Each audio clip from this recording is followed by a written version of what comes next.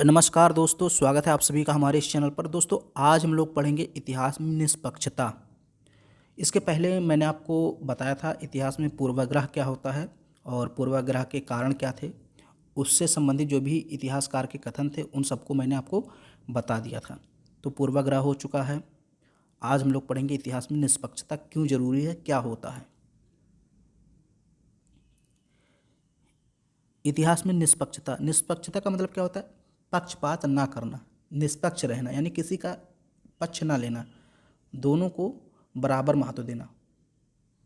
यानी कोई शासक है तो ऐसा नहीं कि सिर्फ उसकी अच्छाइयों को बता देना, नहीं। अगर सिर्फ सिर्फ आप अच्छाइयों को बता रहे हैं या सिर्फ आप बुराइयों को बता रहे हैं तो ये निष्पक्षता नहीं रह जाएगा, ये तो पक्षपात हो जाएगा। निष्पक्षता तभी होगा जब आप उस शासक के अच्छे कामों को बताइए और साथ ही साथ उसने जो बुरे काम किए उसको भी बताइए, तो वही चीज़ हो जाती है निष्पक्षता। यानी निष्पक्ष रहकर आप किसी टॉपिक का वर्णन कीजिए, किसी शासक के बारे में बताइए। कोई चीज़ लेखन कार्य करना है, इतिहास लिखना है तो आप निष्पक्ष होकर लिखें। मान लीजिए किसी राजा के बारे में आपको कुछ लिखना है, इतिहास लिखना है, तो निष्पक्ष होकर लिखें। देखिए, प्रत्येक इतिहासकार ने अपने अपने दृष्टिकोण से सामाजिक आवश्यकता के आधार पर अतीत की व्याख्या की है, जिसे विद्वानों ने इतिहास का हानिकारक तत्व कहकर संबोधित किया है। चार्ल्स ओमन और नेमियर इतिहास में पूर्वाग्रह के सिद्धांत के प्रबल आलोचक हैं। उनके अनुसार 18वीं शताब्दी के उदारवादी इतिहासकारों ने मनमाने ढंग से तथ्यों को उलटकर पलटकर निष्कर्ष प्रस्तुत करने के प्रयत्न किए हैं, जो नहीं किया जाना चाहिए। मतलब 18वीं शताब्दी के जो उदारवादी इतिहासकार हैं उन्होंने तथ्यों को उलट पलट कर निष्कर्ष प्रस्तुत किया है, जो कि नहीं किया जाना चाहिए। यानी कि उन्होंने पक्षपात कर दिया है और पक्षपात नहीं करना चाहिए। ये कौन कह रहे हैं? ये कह रहे हैं चार्ल्स ओमन और नेमियर। ये कहते हैं कि 18वीं शताब्दी के जो उदारवादी इतिहासकार हैं इन्होंने बहुत पक्षपात किया है इतिहास लिखते समय, कहीं निष्पक्षता को रखा ही नहीं इन्होंने। फिर कहते हैं एल्टन इतिहास में विद्वता के प्रबल समर्थक। विद्वता, अब देखिए एल्टन ये इतिहासकार हैं, ये क्या कहते हैं कि अगर कोई व्यक्ति विद्वान है, कोई इतिहासकार है, अच्छा जानकार है, विद्वान है, तो वो कभी पक्षपात नहीं करेगा, हमेशा निष्पक्षता का ही रास्ता चुनेगा। तो ये विद्वता पर बल देते हैं। अब देखिए क्या कहते हैं, उन्होंने अतीत का अध्ययन इसी संदर्भ में किया है और अपने लेखन को व्यक्तित्व से प्रभावित नहीं होने दिया। यानी व्यक्तित्व यानी अपने व्यक्तिगत विचारों से प्रभावित नहीं होने दिया। जब आप इतिहास लेखन करें तो अपने व्यक्तिगत विचार को अलग रख दें और तथ्यों पर ध्यान दें। जो तथ्य है उसको उसी तरीके से प्रस्तुत करें जैसा वो है। उन्होंने यह भी स्वीकार किया है कि यद्यपि व्यक्तित्व और व्यक्तिगत दृष्टिकोण का अत्यंत निकट संबंध है और दोनों को इतिहास लेखन में अलग करना असंभव है, परंतु इतिहासकार अपनी विद्वता के आधार पर उन्हें अलग करने में सफल हो जाता है। यानी कि इतिहासकार अगर विद्वान है, उसके अंदर विद्वता है, तो वो कहीं ना कहीं अपने व्यक्तित्व को अपने व्यक्तिगत दृष्टिकोण से अलग कर देता है। किटसन क्लार्क की भी मान्यता है कि विद्वानों द्वारा विकसित विधाओं के माध्यम से व्यक्तिगत दृष्टिकोण व पूर्वाग्रह का अंत किया जा सकता है। इतिहासकारों से यह आशा की जाती है, ये देखिए ध्यान दीजिए, इतिहासकार से यह आशा की जाती है कि वह अतीत की घटनाओं के संबंध में सही वर्णन प्रस्तुत करें। सही वर्णन मतलब जैसा है वैसा। यदि उसके लेखन में पक्षपात अथवा पूर्वाग्रह पाया जाता है तब उसकी आलोचना की जानी चाहिए। अगर वो पक्षपात करता है तो उसकी आलोचना की जानी चाहिए। राजनीति शास्त्र के अनुसार शक्ति व्यक्ति को भ्रष्ट कर देती है और असीमित शक्ति व्यक्ति को असीमित रूप से भ्रष्ट करती है। यह कथन इतिहासकार की स्थिति पर भी लागू होती है। जब वह भ्रम के कारण, देखिए, जब इतिहासकार भ्रम के कारण अपनी स्थिति को सर्वोत्तम मानकर मनमाने ढंग से निर्णय देने लगता है और अपनी स्थिति की तुलना सर्वशक्ति संपन्न पोप अथवा किसी निरंकुश शासक के समक्ष कर अतीत की घटनाओं के संबंध में निर्णय देता है, जो कदाचित एक इतिहास का कार्य न होकर एक न्यायाधीश का कार्य होता है। इसको एक बार फिर से हम लोग पढ़ते हैं। राजनीति शास्त्र के अनुसार शक्ति व्यक्ति को भ्रष्ट कर देती है और असीमित शक्ति व्यक्ति को असीमित रूप से भ्रष्ट करती है। यानी अगर किसी व्यक्ति को शक्ति दे दी जाए तो भ्रष्ट हो जाता है। जैसे नेता के पास शक्ति होती है, भ्रष्ट हो जाते हैं। अगर अधिक शक्ति है तो निरंकुश हो जाते हैं। तो वही चीज़ यहाँ पर कहा है कि ऐसे ही इतिहासकार होते हैं। जब वह भ्रम के कारण, इतिहासकार भ्रम के कारण अपनी स्थिति को सर्वोत्तम मानते हैं, यानी अपने आप को इतिहासकार सर्वोच्च मान लेते हैं और अपने ढंग से, अपने मनमाने ढंग से निर्णय देने लगते हैं कि इतिहास में घटनाओं में ऐसा ऐसा हुआ होगा, ये हुआ होगा, और अपनी स्थिति की तुलना सर्वशक्ति संपन्न पोप अथवा निरंकुश शासक के रूप में करने लगते हैं इतिहासकार, कि हम तो निरंकुश हो गए, जो हम कहेंगे वही सही होगा। तो ये एक प्रकार से इतिहास का कार्य नहीं है, ये तो एक न्यायाधीश का कार्य है। इतिहासकार की स्थिति के संबंध में बटरफील्ड ने लिखा है कि इतिहासकार न्यायाधीश नहीं अपितु ईश्वर के सेवकों का सेवक है। ईश्वर के सेवक कौन है? हम लोग, और इतिहासकार हम लोग का सेवक है, यानी सेवकों का सेवक है, ना कि वो न्यायाधीश है। उसको निर्णय नहीं देना है, उसको वास्तविक चीज़ बतानी है। इसी संदर्भ में लॉर्ड एक्टन ने भी संकेत किया है कि मूल्यांकन में पूर्वाग्रह को स्थान नहीं दिया जाना चाहिए। पूर्वाग्रह मतलब पक्षपात। इतिहासकार को वास्तविक तथ्यों का संकलन करना चाहिए जिसके अर्थ स्वतः स्पष्ट होते हैं, यानी ऐसे तथ्यों का संकलन करना चाहिए जिसके अर्थ स्वतः उत्पन्न हों, स्पष्ट हों। ये नहीं मान लीजिए कोई तथ्य खोजा किसी इतिहासकार ने, फिर उसको अपने मनमाने ढंग से उसकी व्याख्या कर दी, विश्लेषण कर दिया, ये नहीं होना चाहिए, ये तो पक्षपात हो गया। फिर है स्कॉट में तथ्यों के महत्व, स्कॉट ने, यहाँ ने होना चाहिए, स्कॉट ने तथ्यों के महत्व को नकारते हुए उसकी व्याख्या को महत्वपूर्ण बताया है, परंतु स्कॉट के आलोचक ने उसके मत से असहमति व्यक्त करते हुए लिखा कि इतिहास की व्याख्या को महत्व प्रदान करने का तात्पर्य तथ्यों को स्वयं बोलने का अवसर न देना और उन्हें तोड़ मरोड़ कर प्रस्तुत करना है, और इतिहासकार द्वारा उनकी मनमाने ढंग से व्याख्या नहीं की जानी चाहिए।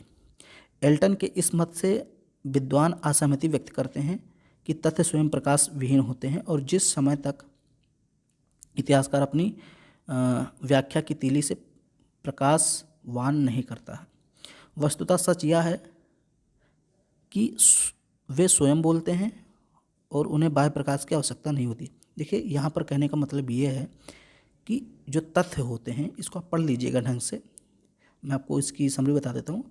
जो तथ्य होते हैं वो स्वयं बोलते हैं। अगर कहीं तथ्य लिखा है तो स्वयं बताएगा कि वो क्या है, तो उसको ज़्यादा तोड़ने मरोड़ने की ज़रूरत नहीं है। अगर आप उसको तोड़ेंगे मरोड़ेंगे तो कहीं ना कहीं पक्षपात हो जाएगा। इतिहास लेखन में लेखक के व्यक्तित्व का प्रदर्शन उचित नहीं है, यानी अपना व्यक्तिगत राय वहाँ पर ना दे, परंतु गूच लिखता है कि इतिहास की पुस्तकों में इतिहासकार के व्यक्तित्व की अभिव्यक्ति पाई जाती है जो नहीं होनी चाहिए। इतिहास एक कपोल कल्पित कथा न होकर लक्ष्य और स्रोतों पर आधारित अतीत की वास्तविक घटना होती है, इसलिए इतिहासकार को अपने व्यक्तित्व को उससे अलग करना चाहिए। यानी अपनी जो व्यक्तित्व का मतलब ये होता है अपनी व्यक्तिगत राय, अपनी व्यक्तिगत विचार, उसको अलग कर देना चाहिए। व्यक्तिगत दृष्टिकोण अलग है, देखिए दृष्टिकोण अलग चीज़ होती है, लेकिन विचार अलग चीज़। तो व्यक्तिगत दृष्टिकोण से व्यक्तिगत विचार को अलग कर देना चाहिए। गूच ने लिखा है कि इतिहासकार को अतीत के मानव के जीवन के संबंध में निष्पक्ष भाव अपनाना चाहिए और अतीत की घटनाओं का तथ्य अनुसार ही लिखा जाना चाहिए।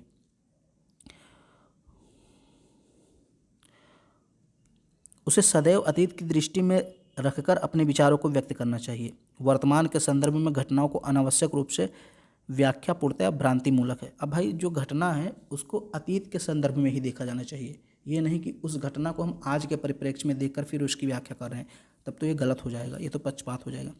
एक इतिहासकार ने लिखा है कि यदि इतिहासकार वस्तुनिष्ठता का सम्मान करे, वस्तुनिष्ठता का मतलब क्या होता है? वस्तुनिष्ठता का मतलब तथ्यों पर ध्यान देना, यानी जो चीज़ है उसको वैसे ही लिखना, यानी निष्पक्षता। वस्तुनिष्ठता ही निष्पक्षता है। तो यदि कोई वस्तुनिष्ठता पर ध्यान दे, उसका सम्मान करे, तो जातिगत व्यक्तिगत रुचि मूल्य संयुक्त दृष्टिकोण से अप्रभावित तथ्य एक दूसरे का नेतृत्व निर्बाध रूप से करते रहेंगे। फिर आगे है, एक इतिहासकार को अपनी रचना में कल्पना और अन्वेषण को त्याग कर तथ्य को महत्व देना चाहिए। तथ्य को रांके कहता है, एक इतिहासकार है, ये कहता है कृतियों में कल्पना को कोई स्थान नहीं दिया गया है, उसने उन्हें तथ्य प्रधान बनाने का पूर्ण प्रयास किया। यानी जो रांके ने जो भी कृतियाँ लिखी हैं, जो भी रचनाएं लिखी हैं, उसमें उसने कल्पना को कोई महत्व नहीं दिया। कल्पना का मतलब ये हुआ होगा, ये सब नहीं होता। जो है तथ्य है उस पर ही ध्यान दिया जाना चाहिए, यही है निष्पक्षता। अतः उनकी रचनाओं में केवल मनोविनोद का साधन नहीं अपितु विषय का गंभीर अध्ययन है। वह इतिहास के सम्मान की पुनर्स्थापना का समर्थक है जो ऐतिहासिक उपन्यासों द्वारा छीन लिया गया था। अब उपन्यास में क्या किया जाता है?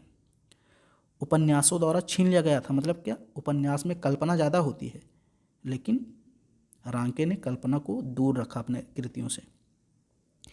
लेखन को स्वतंत्रता के नाम पर नियमों की अवहेलना करने वालों को वर्तमान समाज को सहन नहीं करना चाहिए। यानी कि जो इतिहास के नियम की अवहेलना करता है, यानी कि पक्षपात करता है, निष्पक्ष नहीं रहता, उसको उसकी समाज को आलोचना करनी चाहिए। यानी समाज उसकी आलोचना करे, सहन ना करे उसके कार्य को। मानव समाज का कल्याण निष्पक्षता में ही निहित है। अतः पूर्वाग्रह को महत्व देने वाले लेखक समाज के मित्र न होकर उसके शत्रु हैं। जो पूर्वाग्रह यानी पक्षपात करते हैं, जो उसको महत्व देते हैं, वो समाज के मित्र नहीं हैं, शत्रु हैं। संक्षेप में हम कह सकते हैं कि इतिहासकार का यह पुनीत दायित्व है कि वह इतिहास के विषय तत्व को स्पर्श, यानी इतिहास के विष तत्व को, ध्यान देना, विष मतलब बेकार तत्व, निगेटिव, इतिहास के विष तत्व को स्पर्श किए बिना मधु तत्व यानी मीठे तत्व को ग्रहण करे, अर्थात पूर्वाग्रहों से मुक्त पक्षपात रहित इतिहास लेखन की ओर अपना ध्यान आकर्षित करे और समसामयिक आवश्यकताओं के अनुसार समाज का द्वेष रहित एवं पक्षपात रहित चित्र प्रस्तुत करे, ताकि प्रत्येक युग के समाज कल्याण में उसकी रचना सहायक सिद्ध हो सके। तो ये रहा ये रहा निष्पक्षता। इसके पहले मैंने आपको बताया था इतिहास में पूर्वाग्रह, और आज मैंने आपको बता दिया इतिहास में निष्पक्षता। यानी कि अब देखिए, निष्पक्षता को ही हम लोग विषयनिष्ठ कह सकते हैं। निष्पक्षता ही क्या है? विषयनिष्ठ। और पूर्वाग्रह क्या है? वस्तुनिष्ठ। सॉरी मैंने उल्टा बोल दिया। जो आज मैंने बताया है निष्पक्षता, इसको हम लोग कहेंगे वस्तुनिष्ठता, और जो मैंने कल बताया था पूर्वाग्रह, उसको हम लोग कहते हैं विषयनिष्ठता। ओके, तो अब आप समझ गए होंगे, वस्तुनिष्ठता निष्पक्ष है, विषयनिष्ठता पक्षपातपूर्ण है। तो ये दोनों मैंने आपको बता दिया। उम्मीद करता हूँ आपको समझ में आ गया होगा कि निष्पक्षता क्या है, पूर्वाग्रह क्या है इतिहास में। अगर वीडियो आपको पसंद आए तो इसको लाइक कर दीजिए, शेयर कर दीजिए। चैनल पर पहली बार हैं तो चैनल को सब्सक्राइब जरूर करें।